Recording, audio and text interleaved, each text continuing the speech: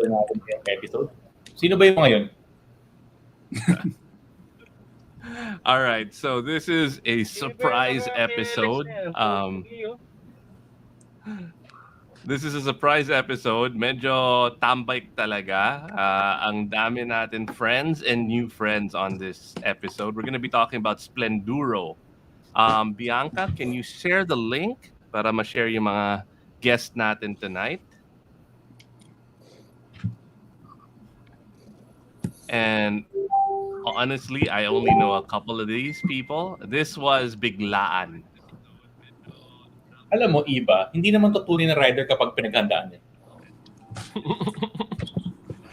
Alam mo, the best rides are the ones na medyo things go astray, di ba? Kung medyo may konting adventure, may konting ulan, may konting na siraan. Pero sa mga to, hindi ako sasama sa kanila. Kasi feeling ko ganun palaging nangyayari. Hindi siya normal na ride kung hindi nagkakaroon ng medyo matinding adventure, matinding budol.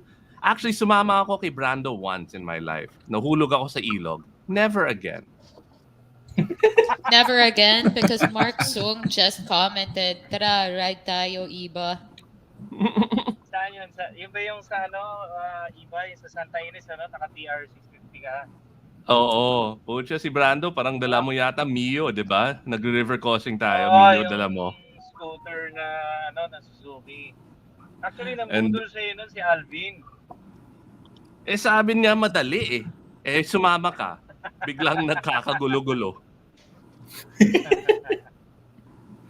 So, yun. People I will not ride with. Ito yung hit list ko. I don't know you, Pao. Probably will not ride you. Kasi kaibigan mo si Brando. Ariel, don't know you, not ride with. Ito yung hit list ko. I don't know you, Pao. Probably will not ride you. Kasi kaibigan. Parang may echo. Pag sa enduro community, parang given na yun na butulan.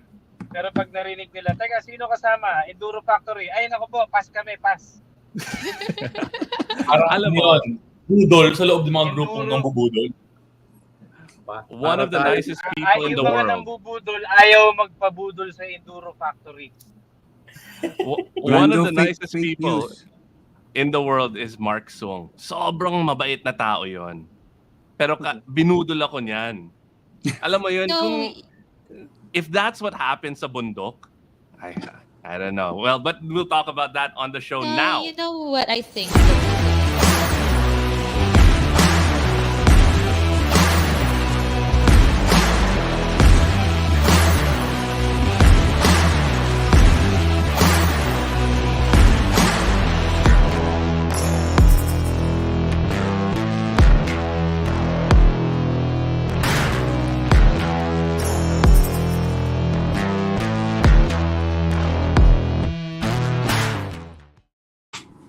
All right, welcome mga katunay. Just to continue that thought, I think the reason is Mark Sung is hella tall. So difficulty to him is not the same for everyone. You know what I mean? Because when things get crazy, he can just dab his feet down easily. And he doesn't remember that other people are shorter or not as muscular or, Yeah. I think it's just an innocent and honest mistake on his part to think that everyone would think his trails are easy because he's tall. All right, wait. Let's take a step back and chaos here. Hi. Introduce the show. Welcome back, Jenna. So this is 29 Rider episode 117. 116. I want to thank everybody here. First off, this was last minute. Last night lang kami nagtawag and everybody showed up. So, hindi namin nakalayan lahat kayo sisipot. Pero what are we gonna do? Si Brando na bahala dyan. We've got Buck here. Buck is here in body but not in spirit. Medyo broken siya sa bundok today. Masama yung pakiramdam niya. Kain muna ako maraming itlog. Hello, Bak. We've got Hi. Jalo in the other room. What's up? Nangapit bahay ako Yeah. kasi nasa ako sa traffic. Medyo chaos yung show today. We've got Jenna. Welcome back, Jenna.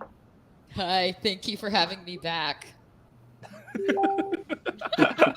Ganda ng webcam mo ngayon ah. I know, right? I have a fucking ring light in my bathroom. Anong ginagawa mo sa banyo? This is what I'm doing. All right. And then we've got, ito, may utang pa ako for the next year. Vince Tagle. Yan yung grabe mang budol. Yun, grabe. From Isang Ride taon, Manila and Boss. We've got, Brando, who dropped me in a river. From Mamaneho pa. Modelinas, Mr. Number one budolero Banayad. yan. And we've got 3 people I don't know. So, I can introduce them. Jenna, go for it. So first off, we have the two partners of Enduro Factory PH, Pao Toral and Ariel Ansaldo.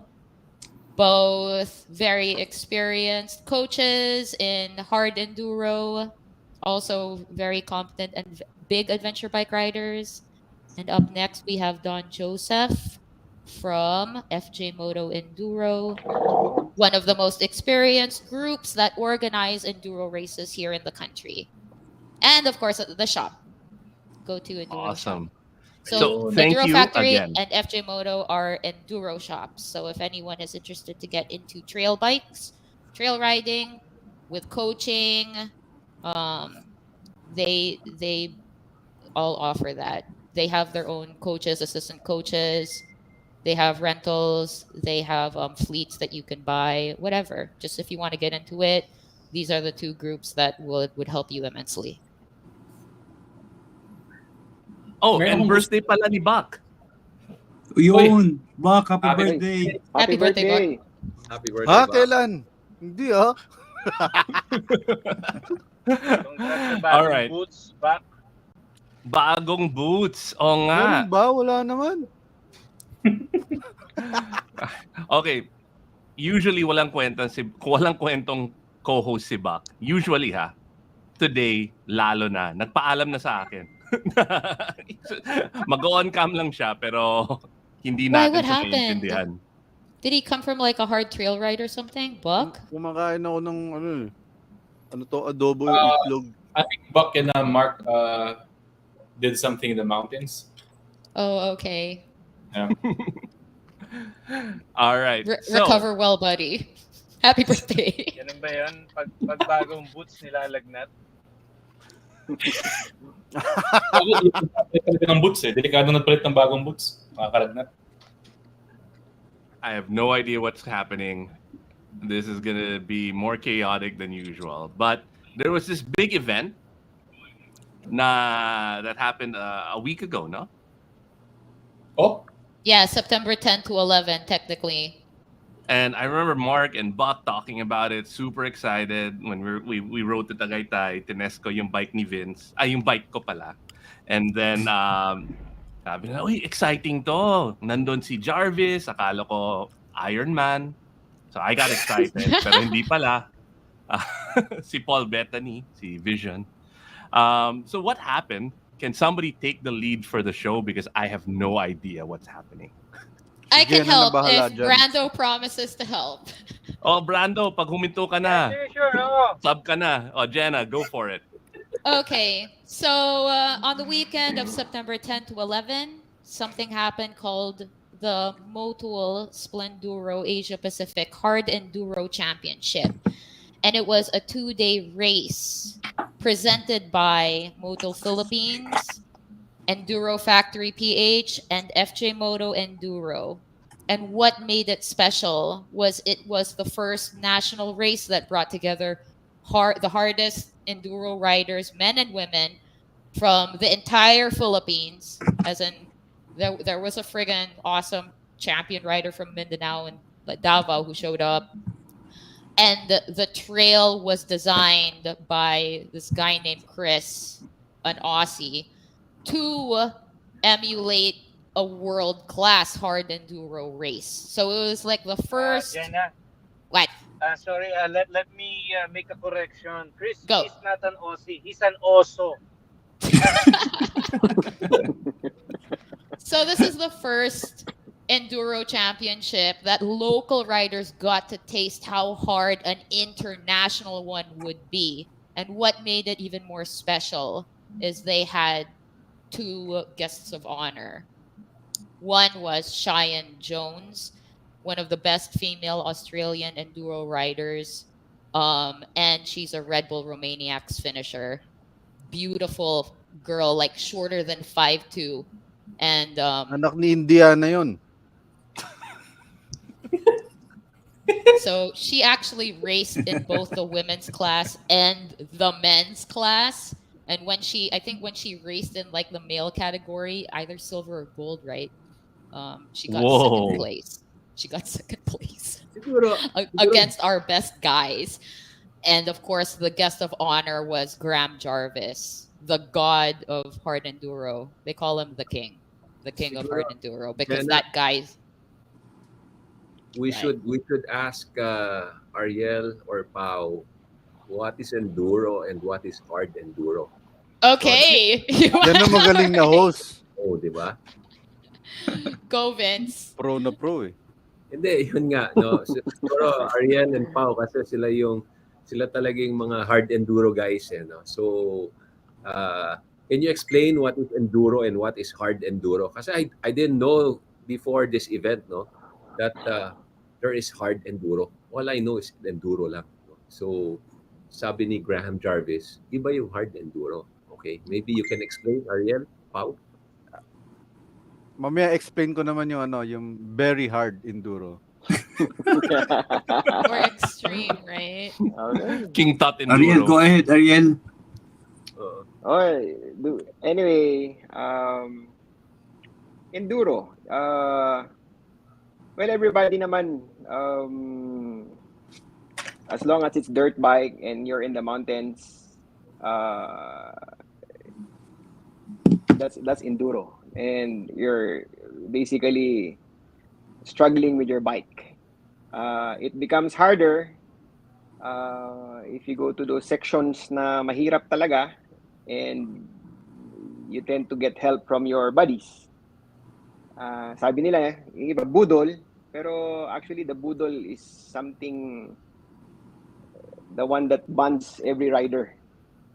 So when it's enduro, it's having fun. It's hard. Like you go home like 10 p.m., 12 in the midnight.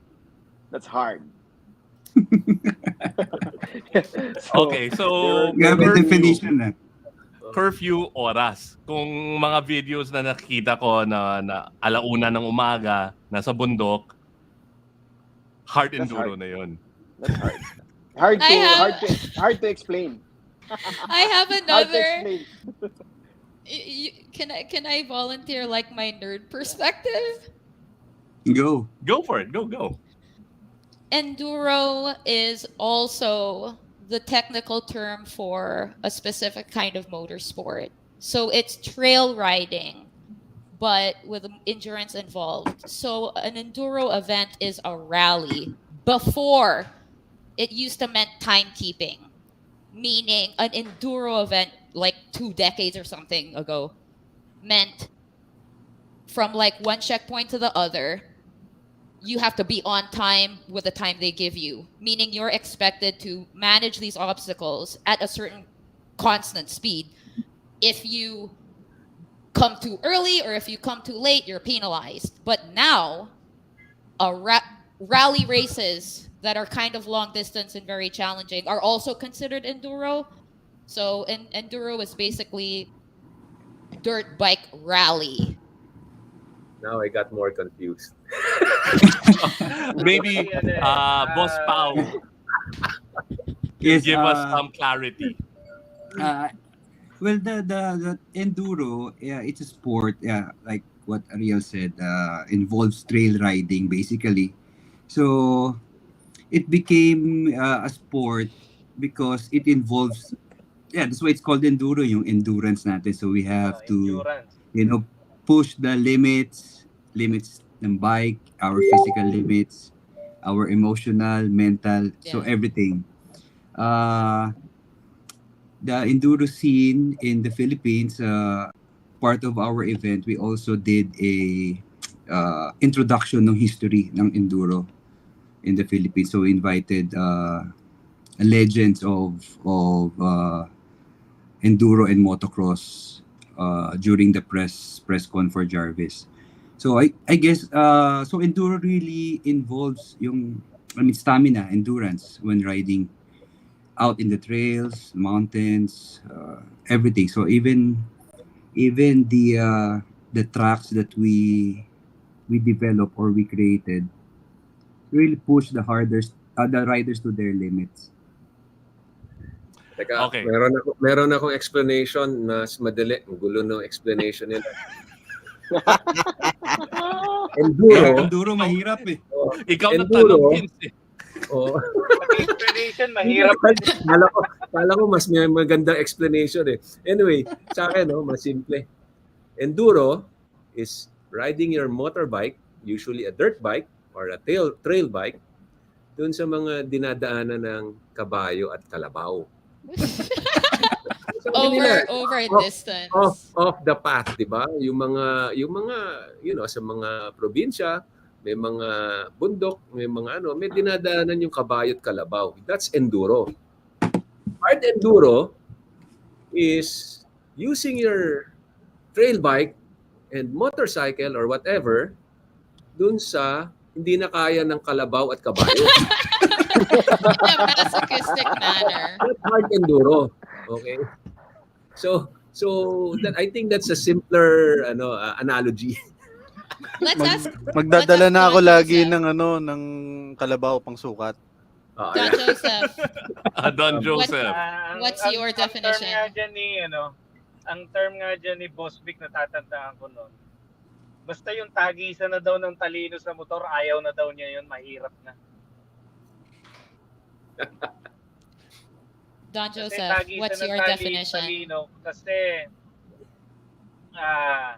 yung kumbaga parang obstacle course na yung dadaanan eh. Kaya nga sabi ni Vince, yung kahit yung kabayo hindi dadaanan eh dun sa hard enduro section. Okay. That's true. DJ. Don Joseph. DJ. Baka mas lalo ko yung maguluhan pagka nagbigay pa ako ng definition. Basta mahirap. Whatever. Hard. This is TNR. We live for gulo. Muna, kuya. Brando, may dala ka bang ORCR? This is the first time we've ever had somebody on the show freaking driving. Talk about disrespect. Next time, meron na nakamotor. So basta Don Joseph, mahirap. Yeah. Enduro, mahirap. Hard enduro, mas mahirap. Yun na yung definition. Simple. Nakuha niyo po. Okay. If any of our viewers have a better definition, please post it. And then we'll read it. All right. Kung sino makakapagbigay ng magandang definition, may libreng bidet. Tunay na rider. Tunay na bidet. rider. We had a BMW event. Nag-order ako ng isang box ng tunay na rider bidet. That's It arrived a amazing. day late. So That's amazing. I've got a whole bunch. Everybody here, you get one. And then, whoever has the best definition of enduro and hard enduro will get a tunay na rider bidet. Okay. Nagtatanong nga si Gino. Jenna, you introduced Jarvis earlier. I think we've got a cool video of Jarvis. Bianca, can we play that? Nahuli na ng pulis si Brando. Up. Walang audio. 8 p.m. Wants 2-9 a rider, Thursdays, 8 p.m. Yun, pinaghirapan ni Bak yan. So why is these 3 words, 5 words from Jarvis, so epic for people? Like, all right, I saw him give a thumbs up. This guy is supposed to be that. Now, what makes him so awesome? Let's give Don Joseph a chance to answer. Come on. It was his idea to bring him here to begin with. Yan. Why Sino did you siya? want Ba't sobra to bring siyang him in galing? here? Kasi sa enduro kasi he's considered parang he's our Michael Jordan. So he won the enduro championship 7 times. So ayun. Kaya siya that's a reason for bringing him here. Kasi he's the greatest. Ganon kasimple. Pero Yeah. how did you get him It's here? It was hard. your idea. Mahirap ba to get like the Michael Jordan of hard enduro to go to the Philippines? It was my idea to bring him here, but si Kuya Pao at si Kuya Ariel talaga ang susi why naging posible na makarating siya. So, silang dalawa yung may kasalanan but naparating si Jarvis. All right. So, Kuya Pao, Kuya Ariel, paano niyo nagawa yun? Paano niyo nahatak yung Michael Jordan of hard enduro? May Kuya kalabaw Iba, ba sa Australia? parang wala yata. Meron So ba? paano yung definition ni Vince? Kangaroo. Kangaroo. Kung hindi kaya ng kangaroo. Okay, sorry. Go ahead, Pao, Ariel. Anyway, yung isang meron kaming shop, we order different parts from different suppliers. So, yung isang friend namin, si Mike Pamintuan, is in Australia. So, sabi namin, Mike, meron ba tayong contact with Jarvis? So, apparently, yung isang supplier is a close friend ni Jarvis. So, he created the group. Wala, simple lang. Nag-create lang siya ng group. Hi, hello. Nag-introduce lang kami and he requested for a letter for the event, an invitation actually. So, pinadala namin sa kanya. Tapos siguro binasa niya, nag-research din siya about enduro sa Philippines. So, na-mention ko yung about Enduro Factory, FJ Moto, and the community. Yun lang, he was interested. Ganun kadali. Nag-yes na agad siya. Ayos Madali lang pala kausap si Jarvis. Kung marunong Madali ka lang. mag-English. Madali lang. In-explain namin sa kanya how we wanted to level up the enduro scene sa Philippines. So, kasi like regularly, nag-invite kami ng mga coach ng mga international riders. So, pare-pareho sinasabi nila, yung enduro community o yung skill level ng riders natin is, medyo malayo tayo compared to the Asian riders, European riders. So hopefully, that will be the last na pupunta si Jarvis dito. And he promised naman he'll be here by November. Oh, wow. So, okay, let's go back to you saying that yung quality natin isn't that high. One, kahit anong bundok ako umabot, pucha, may TMX doon na sobrang hardcore Dapat natin inherently magaling na tayo sa ganito, di ba? And two, what are you guys doing? I mean, ako when Splenduro happened, it was all over my social media feed. As in, like, I had no idea. It was quiet. I heard Buck and Mark talking about it. Then boom. So I guess you guys did succeed in getting people's attention. But how else are you leveling up the enduro and hard enduro scene in the Philippines? Ariel, you might want to answer that. Just like what Pao said, inviting several coaches on a regular basis and enhancing yung mga skills ng mga enthusiasts and riders natin. I'm pretty sure a lot of them are watching right now. I think that's the only way.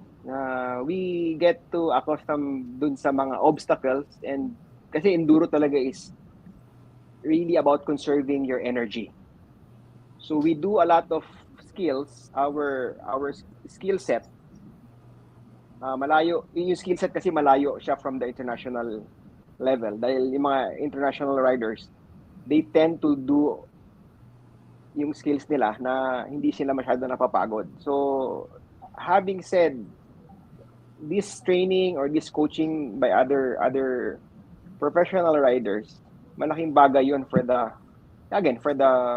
community. Like when Jarvis had his time to show off during the race, a lot of pro riders in the Philippines or the participants na he even taught them while he was racing. He taught them where's the line, ito dapat yung gawin, and Jarvis na yan eh, kaya ni Jarvis, so huwag ka matakot. That's the line that he took, so try mo. In fact, we saw a lot of professional who followed this line and then went up to that hard hill. So, doable pala. It's just like, parang kailangan lang natin ng somebody to affirm that this is doable. So, parang kaya natin. It's just like, natatakot lang siguro yung mga iba na gawin yung obstacle dahil hindi sila sanay. But again, if you do it on a regular basis, practice. Yung Pilipino kasi race, minsan walang practice. Dapat as what Jarvis said, it's all about conditioning your body, how you react to the bike, how to stumble properly, how to make alam mo yung mga again, balance. It's all about balance. So if you see Jarvis, yung balance niya parang magic eh. So it makes it that's one I think one reason why all the people are amazed. All the people wants to show it to see it live. Ano ba talaga yung kapasidad nitong tao na to? Kaya I mean the pool, yung how he's really a showman. So that inspired a lot of people, a lot of and Ariel, no, that's the reason why you bring people like this, no, like Graham Jarvis, Cheyenne Jones, for us to realize how far we are from international level, di ba? Kasi we won't improve our skill competing with the same skill level eh, no? Kailangan makita natin yung skill level outside the country para we can realize kung saan tayo kailangan improve, di ba? Okay, so I'm gonna go ahead, Ariel. It's just the same that you do a GS trophy, you do a GS trophy. So you qualify, and then when you qualify, you're being sent to the other country, and then dun makikita yung ano ba tayong Filipino versus the other Asian countries. So it's the same thing. Ito lang. Sorry, go ahead. I didn't mean to cut you off. Yeah, it's okay. Okay na. Oh, Buck, you wanted to say something? Nakalimutan ko na. Right. No, it takes a lot of humility to accept na there's room for improvement, no? And I hope I'm not taking this down the wrong path. But recently may lumabas na article na pagdating sa educational system natin, sobrang mababa tayo. We're like in the lower 10% of all globally, diba? But it took a lot of guts for the educational institutions, the DepEd, to put us in that ranking. Kasi alam nila kulela tayo eh. And kailangan natin makita na mababa tayo para umangat. Hindi natin pwede na nakabubble lang tayo. Ay, galing talaga ni Bakpago, ganon, without seeing what's happening around the world. And that's what you guys did. And now there's may aspiration to get better. So I think that's pretty cool. I mean, it's a big step admitting that there's room to grow and improve. Kaya lang iba, no? I think, guys like Don Joseph, Ariel, Pao, still needs the support of big companies, no? Kasi hindi mura dalhin dito yung ganyang yung mga ganyang talent, no? Maswerte nga napasok nila bago tumaas yung exchange rate eh. Kung hindi baka hindi ngayon pa lang hindi nila mapapasok si Graham dito, mahal na, di ba? So that's why we need big corporations to support, and sana ma-realize ng Ma-realize ng contribution in Husqvarna. the industry, no? Ano, Teka, bakit? Ma-realize ng Husqvarna. Every No, serious initiative to bring local motorsport world class, whether it's our own events or even sending our athletes abroad, is a huge, like, multifaceted approach that takes, yes, like sponsorship, funding, training, and even cooperation with LGUs for the venues and for Motorsport Development Authority. So I think like one of the biggest takeaways or impacts that last weekend had was showing everyone like there is a huge audience for this stuff, a huge participation pool, tons of passion, big brands that don't even sell enduro bikes or enduro related products.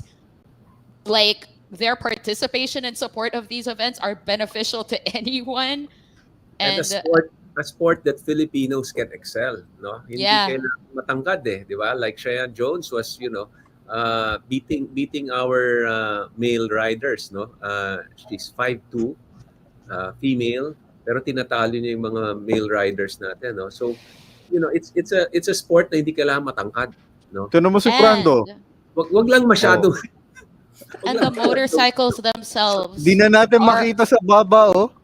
the motorcycles themselves, the mechanics, the tuning are available here. So it's not the same in the car scene where like, oh no, we don't have funding because our race cars aren't like full of like 5 to 6 million pesos worth of like mods. Like, no, man. The bikes are here. We have the factory race bikes already here. It's really just developing the athletes. No? Hindi yung dagdag ni Toto Villanueva sa comment section. So, we have the talent naman. Medyo kulang lang talaga tayo sa exposure. Exposure, training. yeah. Correct. Ayan na ulit si Brando, wag na natin pag-usapan. Dagdag ko lang sa sinabi ni Vince, aside from the support ng big brands, I think ang kulang talaga natin is the facilities and yung mga coaches na who would help improve or level up yung skills ng mga riders, especially those young ones na nakikita namin ang laki ng potential nila. So not just the equipment, not just the events, pati siguro yung facilities that will help improve yung skills ng mga riders. So that's the reason why kami nila Don Joseph, Ariel, and sila Vince, sila Mark, and the rest of the group, we wanted to create an event talaga na that would expose or create awareness dun sa mga big brands. Like sabi nga ni Mike, one facility would be nice kung meron tayong trials bike. So sabi naman ni Jarvis, ang foundation talaga ng dirt bike riding is trials talaga. Yun ang wala tayo. Okay, but the first step is the hard step, which is what you guys are doing, Pao, Ariel, Don Joseph. No, there's no love in what you're doing. It's really about. I mean, there's no support, but there's love and passion. So, I mean, you guys have done a great job in starting this trend. I think you've planted the seed of something that's going to be huge. I also want to say that what's beautiful about the Philippines, if you go to all these first world countries, sobrang pili yung mga places where you can do what you do. Diba? Sa Germany, may mga dedicated places na ganon. Diba? Australia, maybe iba. Kasi that's like just like one person. Like all empty, no? Pero sa Pinas, we've got such a beautiful landscape, and you see a trail, pwede mo sundan. Yung hahabol lang sa'yo, NPA eh. Magpabil ka lang, okay ka na dun eh. Tsaka maski saan ka pumasok na trail, may tindahan sa dulo. Yung NPA, kakampi mo yun. Dapat masubukan mo yung trail na walang tindahan. Nako, alam ko yan kung saan yan. All right. So now, let's talk about the event. So we've talked about what hard enduro is, what enduro is, what you guys have done. Graham Jarvis, anak ni Indiana Jones. What was having Graham Jarvis here? What made you think about doing the Splenduro event, or was this like a standalone thing that you were already planning? Kuya, Uh, Kuya Don Kuya. Joseph. Kuya Don Joseph. Hirap na daw siya eh. Hindi niya alam yung pinasok niya dito eh. Sa chat nga, sobrang tahimik. Lalo na dito sa show. Nakamute ka. Ayun. Sir, sorry, pakiulit ulit. Sorry. Pwede ka magkunwari na nawawala yung internet. Ganyan ginagawa ko minsan eh. Paano nyo na, was it the fact na pupunta si Graham Jarvis, nyo naisip maggawa ng Splenduro o nakaplano na talaga? At ano yung Splenduro? Yung sa event sa Splendido was thought by Kuya Pao and Kuya Ariel. Matagal na nilang plan na mag-event doon in partnership with Sir Jack Enrile. So I had events this year. Sila Kuya Pao sumasali sa event ko. Then after ng mga event ko, kinausap ako ni Kuya Pao, baka pwede kami mag-partner to do that event. And doon nag-start yun, sir. Pero alam ko matagal na nilang plan na gumawa ng hard enduro race and they already have the venue. And yun, ginawa na namin, sir, yung Splenduro. So ano yung Splenduro? Pao, Ariel, Don? Kuya Pao. Well, yung name ng Splenduro, of course, medyo nilapit namin siya dun sa pangalan ng venue. And meron tayong isang friend dyan, si Vince Tagle. Sabi niya, I think yung Splenduro, it made a name na yung succeeding races, regardless kung saan venue o saan lugar siya dalhin, pwede mo nang gamitin yung Splenduro. Since yun na yung tumatak sa utak ng tao na when you say Splenduro, talagang hard, as in hard enduro. So going back to sa idea ng Splenduro, si Jarvis parang ano na lang namin siya bonus namin dahil yun nga, since nag-agree kami lahat na mag-organize ng race na, I mean premium race talaga, level up race, level up event. So yung gusto namin mangyari ever since, so happy kami nangyari siya with all the support ng community, yung friends, and some of the sponsors. Sobrang overwhelming, no? And kung explain ko yung enduro, kaya lalo naging mahirap talaga siya. Dahil kasalanan ni Ariel yan eh. Pinahirapan niya talaga lahat. Actually, kahit kami habang ginagawa namin yung tracks, ginagawa namin yung course, kini-question namin sarili namin na kaya ba natin to? Kasi pag hindi natin kaya, baka sabihin ng mga riders, gumawa kayo ng tracks, kayo nga hindi nyo kayang i-ride eh. So medyo ni-level namin yung tracks na matutuwa si Jarvis. At the same time, ma-realize nung local riders na kaya ko pala, pero kaya ko siya na in a way na mas madali sana. Na hindi sila, I mean, doon papasok yung kulang pa tayo sa skills, sa techniques, and malayo pa tayo sa skill level ng mga pro riders. So, Pao, may plano na ba for Splenduro 2? Yun, marami nagtatanong. Actually, marami talaga nagtatanong. Kausapin ko muna si Kuya Don Joseph tsaka si Kuya Ariel. Kausapin mo na dito. Nandito na sila eh. Pag-usapan na natin yung Splenduro 2 para may exclusive kami. Meron kaming idea, another first.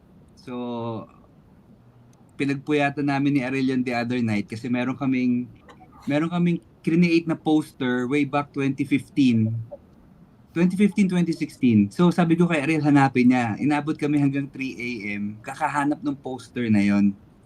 So, Ariel, baka gusto mo share kila Iba and to the boys and girl yung concept. Saan ba yun? Tayo-tayo lang naman eh. Tayo-tayo lang. Let me check. Ayun na. Teka. Anyway, sige, while searching for that file later para for the viewers. Sige. I had the fear of being questioned again by the riders kasi nga sabi ni Pao, pinahirapan ko daw and baka hindi namin kaya. Pero I had the automatic parang answer to that if binato yung question, no? Bakit napakahirap? Kasi laging sinasabi ko na pag sobrang hirap, pag patay na yung rider o halos himatayin na, it was again we invited Jarvis. So ayaw natin na mapahiya kay Jarvis. So the trail was parang it's for Jarvis na certified, parang ganon. So I had an excuse agad pag tinanong ko. So nobody dared naman to us. So kaya mahirap talaga siya. So yun, mahirap at it tattooed to their minds again pag matapos mo lang yung course, it's really an achievement. It's not really of winning against other participants, but it's really a self challenge, no? Na matapos mo yung track based dun sa course na ginawa ng Enduro Factory FJ Moto. Okay, so people have an idea of how difficult you made the course. I think Brando shared a video of Jarvis riding. Bianca, can you play that video?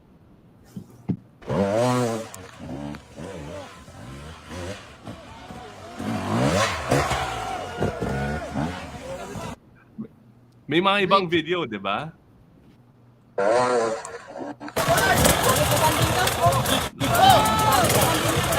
What the what? Static balance.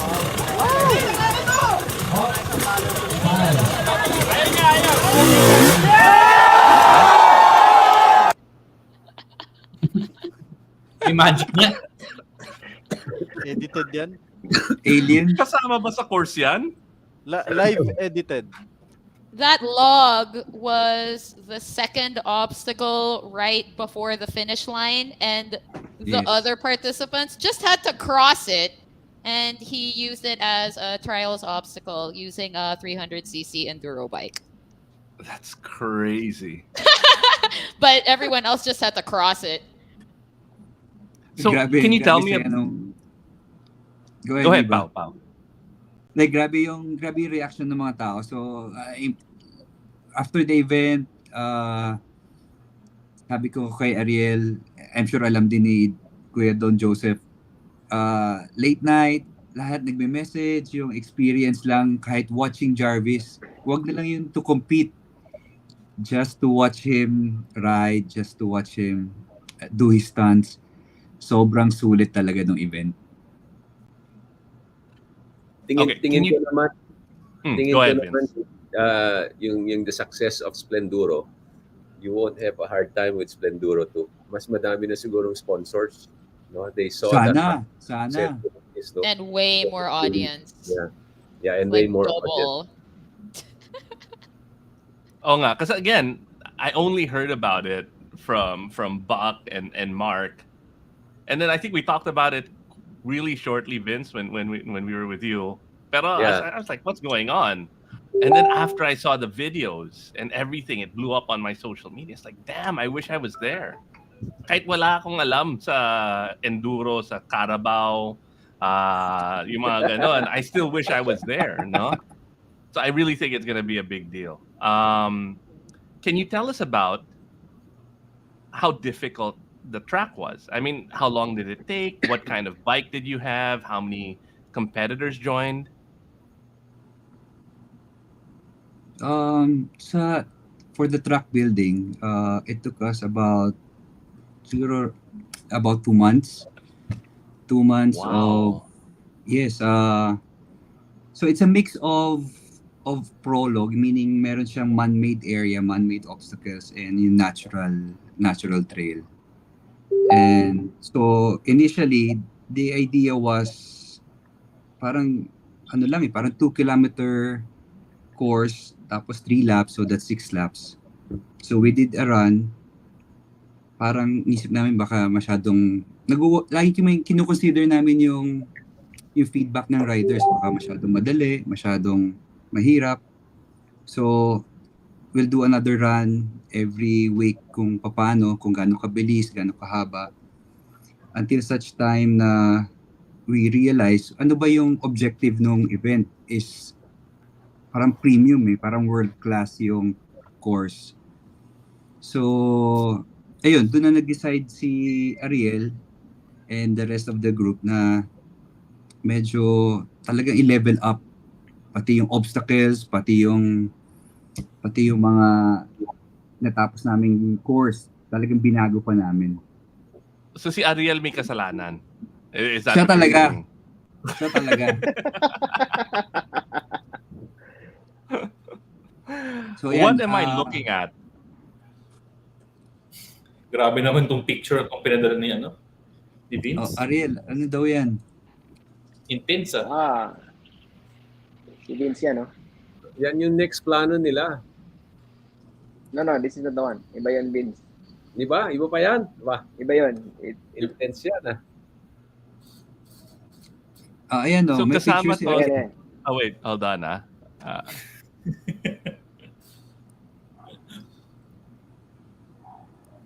Johnny, niya, ano Ariel. yun? Pero habang ito to. Si Vince ngayon lang Invite ba to? Tapulaw. Grabe galing kay Ariel yan. Share natin sa screen. Hindi pa ba kulang pa ba sa hirap ang hard enduro? Gumawa pa sila ng night enduro. Wait, hold Yan on. yata. Do we have Yan that? yata. Do we have that image? Hindi pa natin alam kung gaano kahirap kasi we haven't tried it pa. Pero siguro, if we're gonna be the first to do the night enduro, we'll see. So maybe mas maraming participants yun kasi walang pasok. Oo. Puyat lang. Yung mga lap times sa mga sasali sa night enduro. Hindi ka matatakot sa bangin kung di mo nakikita Correct. Totoo. Pero ano yan? No, it's just pictures of the track, so people get an idea of how gnarly it was. So, isa yan sa gold class. Their How many starting line, classes were they? they had to jump over that pipe. How many 8 classes? categories. 8 Sabi categories. What? Sabi ni Mark Sung pala, batikan na raw din pala sila sa night enduro. Bago silang ginagabi. Umpisa pa lang yan?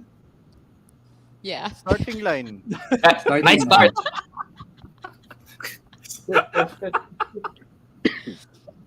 Ano yung pipe na yan? PVC o bakal? Just keep scrolling, Bianca. PVC. Just keep They going. call it HDPE pipe. Parang High density polyethylene. Okay. Yeah. Napaka-technical ni Jolly. What the what? Okay, imagine this. This was near the finish line, meaning everyone had to navigate that after being utterly exhausted by doing the jungle. Pero ang maganda diyan, you see their faces doon sa finish line, di ba? Fresh, game face, mga yung mata nanlalasik, when they cross the finish line, kala mo mamamatay na. Ang lakas mang asar ni Vince. Hindi, totoo talaga, di ba? Parang na-realize nila na ano ba tong pinasok nila. Grabe yung itsura. Yung banging lips nila same color ng skin. Vince, kung naghahanap pala kayo ng sponsor for the next Splenduro, sa tingin ko, bagay na sponsor dito, Alaksan. Oo, Pwede. Pwede. Alaksan. siya. Wag na. Level up mo na. Arcoxia, Lyrica. Yung mga hardcore na. Kailangan natin ng energy drink. Mas na. Energy drink. Yo, look at that audience. So That's nice. crazy. The difference with enduro and other motorsports, yung enduro kasi mabagal, no? And then alam mo yung each section, you tend to observe how these riders do it. So lalo na pag if the rider falls down, so syempre he has, because of all this crowd watching, he has First time to mo nakita really ng ganung riding technique ko, yung paa niya nasa sprocket. Saka hindi ka dito mamamatay, di ba? Mababalian ka pero hindi ka mamamatay. Hindi ko mamamatay. there's no such record na namatay sa enduro. Kahit Yun. heart attack? Wala pa. After. Kaya ako After. Hindi during Not counted na. Hindi dahil ano yan. Kumain ng bulalo. After. Kumain ng bulalo. Hey, where did you get those tires? Those tires are owned by Splendido. Oh. So they were happy enough to let us use them. Ariel, may alam akong makukuha na ng mas malaki pang gulong. Sabihin mo sa akin. Paki-PM na yan. Paki-PM. Alam ko Quick yan. shout out. Quick shout out to Marco Dulio. Thanks for the photos, buddy. Hey, Mark. I saw, what are the rules? Because I saw a picture of a guy holding a rope, pulling another guy on a motorcycle up. Yeah, that Pwede was ba one rider. magtulong-tulungan? This one. Pwede ba yan? Rider to rider, yes. You can have a rider to rider. You can help each other, but outside help is not allowed. So there were yung first day, I think the first day or second day, yung isang category, it's a local enduro. There were a lot of riders na na-trap kasi meron pang nag-bottleneck doon sa uphill. So a lot of them were complaining to the officials and specifically to me kasi nga hindi daw sila makadaan. So the only way for you to pass is to help first the other riders. Galing. But Galing. yun nga, the problem with the Filipino culture, natulungan mo na yung tinulungan mo yung nasa taas, iniwanan ka naman for them to reach the finish line. So hindi yun yung culture na gusto natin in the European countries. They help each other and then they make a imaginary starting line doon sa taas and then they start again and race. Pero sa atin kasi Pilipino, bahala ka dyan, nauna ako. I get to finish first. So again, ito yung gusto nating mabago na culture. And again, this comes with more experience, no? The more races, you build this kind of camaraderie. Yes. Yes. Kasi ganun din yung kwento ni Glenn Aguilar, di ba? Nung nasa show siya, ang tindi pala yung mga outside the race tactics. Yan, I'll say it politely. Yung mga ginagawa nila. Pero hindi yan ang pinopromote natin, di ba? May hashtag si Boss Don Joseph eh. Ano 'yon, Boss? Yo, that's Jarvis. United Is that Jarvis? Ayan, United Enduro. Yan. Oh shit, that's him. So that's what they're promoting, United Enduro. At United Enduro. United Enduro, hindi puro reklamo. hindi yung kanya-kanyang biyahe, no? Like this event. Guys from Davao went to Manila to support us. No? I think That's there Jarvis is helping event. another rider. Ayan. I think there is another event in November. So, ang request natin naman is riders from Manila support, riders down to the event. No? That's United Enduro. Yeah, that's right, Vince. Thank you to all our brothers from Mindanao, Davao, Jensen, Cagayan de Oro, Zamboanga, Pampanga, Tarlac, yes, Bulacan, di ba? Thank you. Hey, these are my photos now. Galing. That's Coach Wow. Kaloy. Ganda ng tunnel. Ako, walang picture. Sorry. Okay, so by the numbers, no? How many joined the competition? Kuya? Yung nag-entry for their primary category, kasi pwede kang mag-entry ng multiple eh. Yung pumili ng primary category muna, nasa 240, 45, ganun.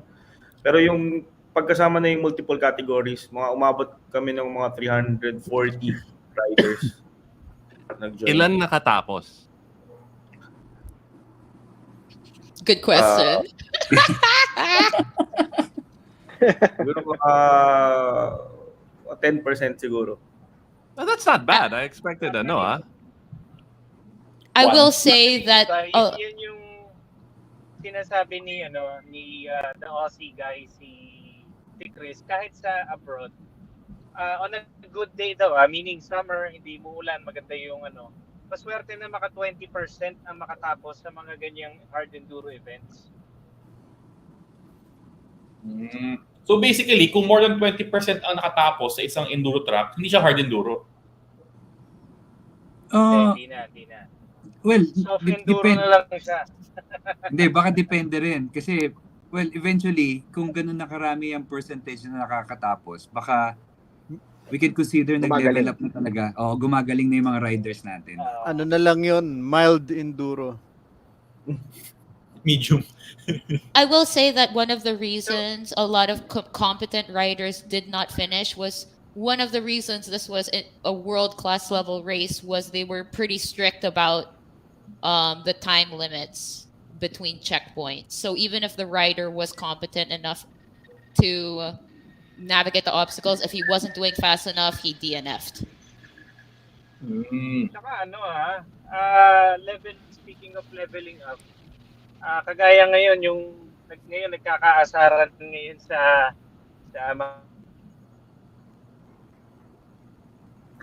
pa-level up ng internet. Oo nga. Ang haba ng biyahe ni Brando eh. So siguro matindi ng traffic. Pero By the way, mas mahirap yung race nung first day than the second day. Mas mahirap yung course. Kasi nung first day umulan talaga. Day before that pa, umulan. we're looking At at yung videos anak now ni of Indiana Cheyenne Jones. Jones. The second day, it was a different route. So there were a lot of climbs. Doon lalong humirap. Mas mahirap pa kung umulan din with that course. Sayang. And a lot of guys did a track raid before the race proper, the race day. The ones you saw in the picture, wala yan nung track raid nila eh. So nung dumating sila nung race day, sabi niya, bakit may pipes? Bakit? Surprise! Surprise Kasalanan ni Ariel. Si Ariel talaga. Hindi siya nakontento eh. Utos yan ni Graham Jarvis. And for the audience, that was one of the best parts about it. For the audience experience, honestly. Those man-made obstacles made it such a joy for audience. If you have a picture of the Venduro class, these are older bikes, vintage bikes that they were during the pipe section, the finish line. They were literally carrying the bike, one wheel to the other wheel over the pipes, throwing, and then alam mo yung, it was a tight dun sa nagnanalo na first and second, they were like a pipe away lang ang gap. So it depends sino na yung pinakamalakas in strength. But yung motor hindi na kuan yun. Hindi na advantage. So okay, here's a question. If someone watching, some crazy person watching after seeing this and hearing all of your kwento, if some crazy person watching 29 a Rider says, "Hey, that looks like something I want to do," how do they get started in enduro and hard enduro? Don? Si Kuya Pao na lang po, mas masasagot niya yan. How to start? Well, iba, minsan kami ni Ariel, we have guests or parang customers who come in. Lagi silang tatanong, kaya ba namin yung enduro? I guess, minsan kasi yung sport, ang road bike, pag bumili ka ng motor, marunong ka mag-motor, marunong ka mag-balance, yun na yun eh. Yung etong enduro, parang kailangan love mo yung sport eh. Kailangan gusto mo talaga siya. Dahil after mo bumili ng gears, after mo bumili ng motor, after mo mapagod na muntik ka ng mahimatay, baka mag-decide ka na, ayoko pala ng sport na to. So, prior, alam mo yun, kaya kami ginagawa namin, sige mag-rent ka muna ng bike, hiram ka muna ng bike sa amin. Tapos, daling ka namin sa light trail, yung easy trail lang. Bago ko mag-decide bumili para sa'yo. Pakakainin ka pa. All right. Now, I'm gonna ask Vince. Vince, how do you get into this? Well, kaibigan ko silang tatlo. Si Ariel, si Pao, tsaka si Don Joseph. So kaibigan ko. And they needed a host. So ako lang they needed a host. So kami ni Vincy yung makapalang mukha na, sige, tirahin natin. Wala tayong alam. Yan ang hirap kasi 24, halos 8 hours kang mag-iisip kung anong ikwento mo sa crowd di ba? Kasi pangit naman ng walang announcer or walang background noise during the event no? So, yun lang for the love of enduro. Vince, ang tanong yata ni Iba, paano ka napunta sa enduro? Oh, yun, the greatest of all time pala, nandito. Ayan, Idol Glenn. Yun. Idol. Congratulations to the organizers and sponsors for this successful event, for the riders and the fans to experience hard enduro. Yan. Thank you. Yan pare, si Kuya Glenn,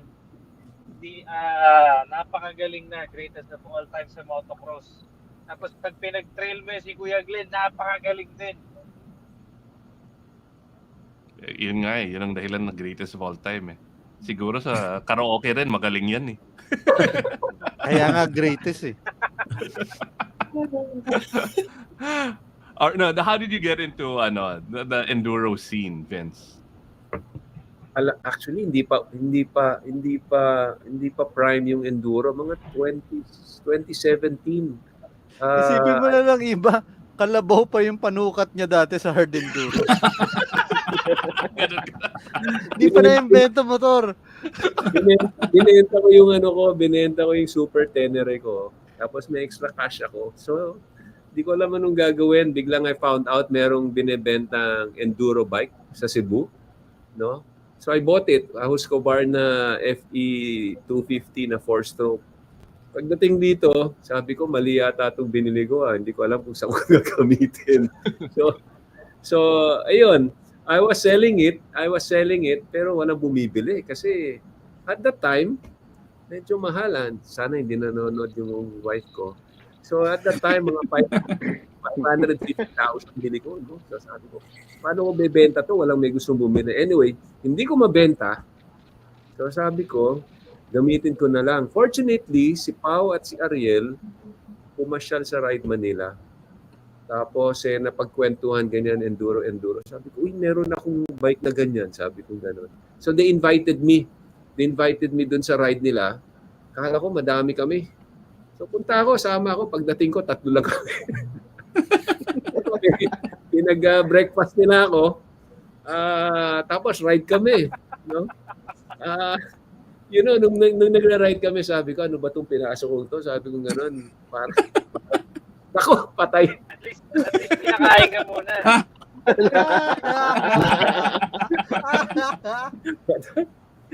Anyway, sabi ko, parang nahirap to. Yung feeling mo, mamamatay ka sa hirap no? Sabi ko, siguro last na to. Ayoko na. So when we went home, nag-lunch kami, pinag-lunch na naman ako.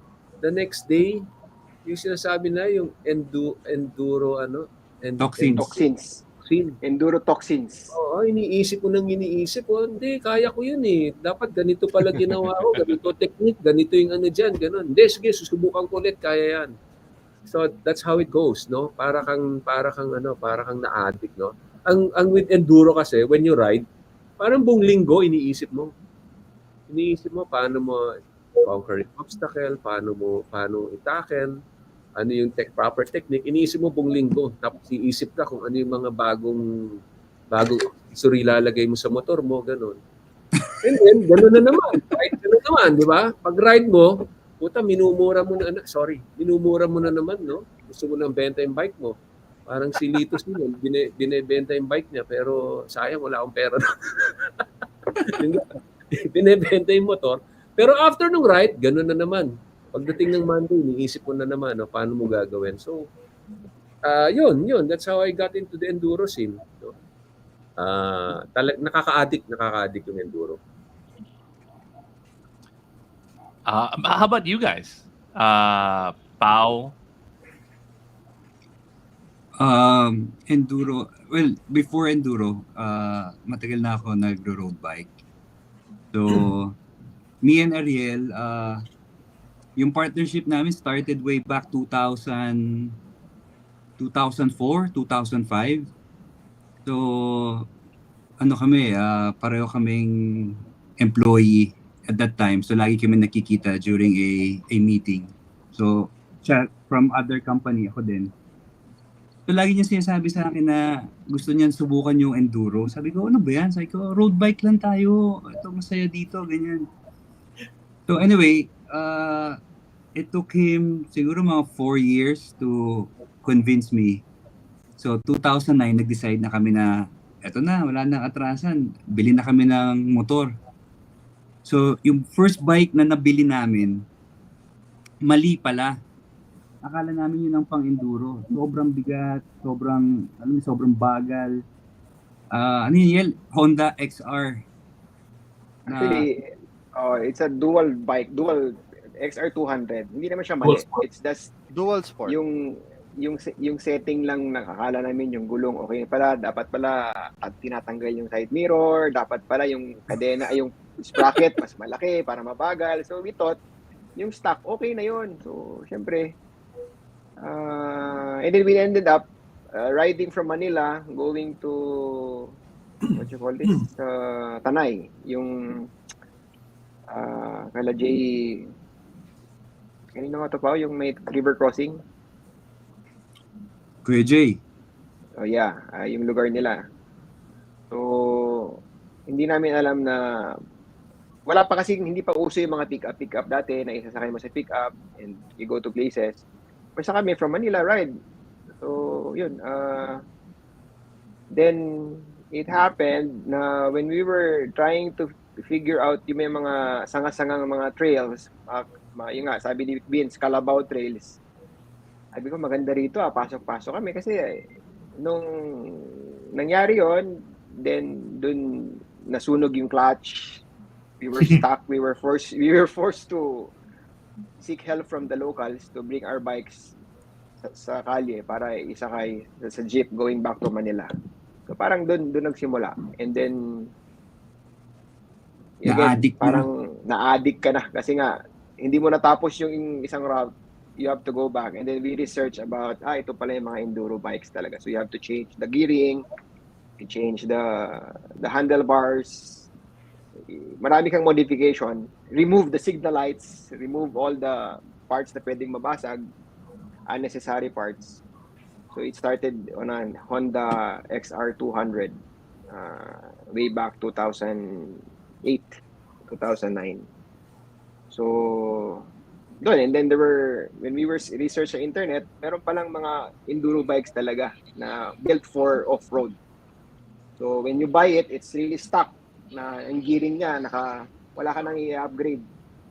So we were fond of buying second-hand bikes kasi marami palang nagtitinda dahil siguro hindi nagustuhan yung enduro. And then napadpad kami nga dito sa Antipolo, yung the usual trails ng mga enduro riders, and then doon namin nakilala yung mga friends namin na syempre may mga tawag nilang bakal boys that can't afford. Sabi, sige, kami na bahala sa gas ninyo, pakain, basta pag di namin naakyat, kayo mag-akyat ng motor namin. So it was fun. Kasi ang bala mo is a few tawag nito, may pera ka lang para pag napagod, i-invite mo sila for a soft drinks, for a few snacks dun sa taas kay Caberhel. So dun alam mo yon, yung it doesn't matter what bike you have, ang importante na-endure mo yung route na yon. So doon nagsimula, and then the rest is history na. Yun. All right. How about you, Don Joseph? Ako po yung sa akin, nag-shift lang ako kasi nag-start po ako sa bisikleta, sa enduro and then downhill. Nagkakaedad na po kasi, so natry ko i-shift yung sa enduro na motorcycle. Nag-bike din ako, road bike, but no offense dun sa mga nag-road bike, hindi ko talaga siya nagustuhan. I'm more on, po kasi ako outdoor. So, binenta ko yung unang bike ko, it was an R90, and then yun, bumili ako ng enduro bike. And then, yung shop ko po kasi is malapit sa San Mateo, sa mga trail sites. So, ayun, dun po ako nag-start. Yan. All right. Before we go, I'm gonna give you some time. Ariel, did you find the picture? I sent it to... Yun. Yeah. All right, hold on. Yun Let me yun. share the So, screen. And then I'm gonna ask you guys, ano yung definition nyo ng tunay na rider? Pero let me look for that screen. Hold on. Yun. Yeah. What is going on here? This looks like chaos. Parang may apocalypse. Everybody's trying to escape. It's the middle of the night. Ano yan? X-Men? Chaos sa gabi, parang tunay na rider lang, iba. Is this... Hindi, what's happening? Yeah, iba. Meron kasing site sa Zambales, yung tinatawag nilang Mount Tapulao. So, yun yung kinoconsider ng community natin na talagang mother of hard enduro. So, may mga nangyayaring event doon, small race events organized by different groups. Pero wala pa talaga nag-organize ng race doon na as big as Splenduro. So, maganda yung trail, maganda yung site. It's 6,700 yata ang meters ba, Yel, or feet? Parang, I think feet, di ba? 6,000 feet ang Mount Tapulao. So, from kilometer 4 hanggang kilometer 14, talagang hard enduro talaga siya. 9 to 16. Sorry, 9 to 16. So famous yan. Ito ba yung pinaplano nyo? Yes. Actually, this shot is taken from, I think this is from the US race. So, nilagyan lang namin na parang 2015. Pao, ano kaya, napag-usapan lang, how about organizing a parang night enduro?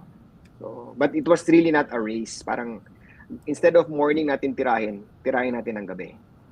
Para mas memorable. So, usap-usap lang, kwento-kwento, but hindi talaga natuloy. But sabi ko nga, after... Wala. Sinabi mo na sa tunay na rider, kailangan na matuloy yan, di ba? Tuloy na yan. Oo. Tuloy na. Clear na ni Vince. Kuya Ariel, di ba inakyat tsaka binabaan nyo yan ng gabi kayo ni Toy? Nasa isip ni Ariel at napahamak tayo. Wala, forced to good na kayo. Kailan to? March 15? You heard it here. Open for registration. Contact January. Oh, yun. You heard it here first January, on Tunay na Rider. Ano to? Splenduro 2 na ba to? Open na ba yung Pwede. Open na yung registration? Message nyo lang si Pao, si Ariel, at si Don Joseph. Oo, sana nanonood din yung mga sponsors at yung mga potential sponsors, di ba? Mapakita natin sa mga sponsors to. Oo, nandito naman si Jenna. Yes. Si Mark Nakamute Sung. ka, Jenna. Ang dami ng potential sponsors, oh. Oh, sorry. Hello? Dami sinasabi ni Jenna na, naintindihan namin lahat. As audience, that's gonna be so fun. That looks so fun because it's gonna be like a night festival with music blasting. People are gonna drink, they're gonna camp, they're gonna scream at the riders, they're gonna dance, they're gonna be half naked. That's gonna These be are all fun things that at Jenna the will events do ground. on January. And the weather is cold. Malamig Oh, yan, ha? Malamig. So it's gonna be like January. Mark there'll be a your night calendars, rave. guys. Send Google Cal invites na Jenna. Night rave at the campsite, guys. You're already Yan. invited. All right. Thank you so much. And as we end every show, for the first timers, let's start with Pao. Anong definition mo ng tunay na rider? Tunay na rider ay hindi sumusuko. Yun. What does sumusuko mean? Search mo muna, Jenna. All right. GMJ, Google mo Jenna. Go next. All right. Ariel. Yeah, tunay na rider. If you fail, you stand up again and try. Yun. Ito yung mga enduro definitions, mga hard enduro definition ng tunay na rider. Don Joseph. Yung tunay na rider, hindi iyakin. I'm sorry, yung tunay na enduro rider, hindi iyakin. Tunay na enduro rider. Oh, Brando, did we ask you this na? Di pa yata, na-disconnect ako eh. Brando. Tunay na driver. Tunay na driver is yun nga sabi ni Jarvis eh, yung tinulat din ni pangalan nito ni paperback writer si Enzo. Kasi ganda nung niya eh, yun nga, ang pag-enduro daw parang buhay lang yan. Pag hindi gumagana, step back, reset, then tira na naman. Would you guys like me to read what Paperback Rider wrote? It's beautiful and it's very short. Game. This is Paperback Rider, right? How do you know when to give up? Graham popped his helmet up on his head and looked up the hill. And Graham says, sometimes you have to reset. You might have missed the line, you might have hit a root, or you might have lost momentum. Instead of going full gas, sometimes it's better to go back down, reassess, and try something different. But you don't give up. All that matters is that you keep moving forward. His gaze became wistful for a moment. He happened to look at me, quite softly he added, quite like life, really. It was in that moment, in that whisper, that I saw his journey as he might have seen it. The challenges and struggles, the injuries and recoveries, the crushing weight of age, held at bay by only passion and perseverance. Nax naman. Bak, aminin That's mo, Paperback ikaw nagsulat Rider. na. Paperback Rider. Diba, Siyempre. may nag-comment dito. May nagko-comment dito si Miko Marquez. Ito ang Jarvis ng Pilipinas. Miko, Miko. hindi ka pwedeng humindi pero i-interviewin ka namin dito sa show next time ha. Ikaw ang guest. This is Baby Jarvis. Oh, Yes. Baby Jarvis. Baby Jarvis. Nico. Alright. Nico. Ang sabi ni Miko, ang tunay na rider, tinatanggap ang pagkakamali at pagkakatalo. Yeah. Pagkatalo. Yun. Correct. May humility. Diba? And humility to improve. Yes. O Jenna, nahanap mo na yung susuko. Yeah. All right. Again, thank you so much, Pao, Jenna, Vince, Don Joseph, Brando, sort of. In and out. Sorry. Pucha, hindi ka pa Wala, globe sucks. Isang oras kalahati ka na nagmamaneho ah. Hindi ka pa humabot sa Yeah, destination mo. Di pa. Hindi, pangit yung signal ng globe. Globe. Or And and Ariel, of Ano kay course, Jenna? Ariel. Maraming salamat. It was a very educational, haphazard, but inspirational show tonight on 29 Rider. Maraming so salamat. everyone support Enduro. Yes, Everybody. United Enduro. Guys, thank you. United It's Enduro. the funnest Thank you. shit. It's Sa fun as sobrang- fuck. Sa sobrang ganda ng Thank you, event, thank you, alam thank ko you. na yung ibig sabihin ng Splenduro. Oo nga, hindi ko Enduro. alam na Splendido. Splendido Enduro. Enduro na splendid. Splendid Enduro. Splenduro. Tinanong mo si Jarvis. Hey, splendid. Pagkasama mo si Mark Sung at si Vince Tagle, ano yan? Spenduro. Mapapagastos ka talaga. Splendid. That's May Yun ang budol daladalang nila. ano. Budol nila sa bundok at saka budol nila sa tindahan. May daladalang yung pang swipe.